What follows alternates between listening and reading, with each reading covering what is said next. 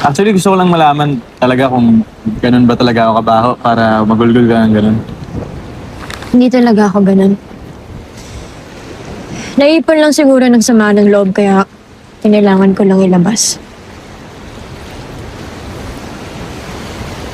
So, binamit mo lang ako.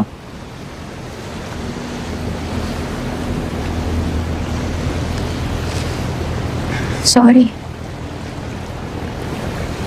Joke lang. Joke lang, masyado ka seryoso. Okay na okay lang yun.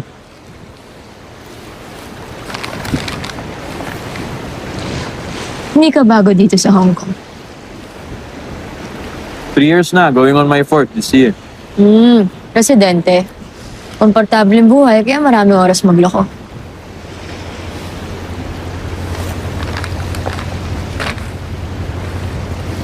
Ang residente dito, yung tatay ko.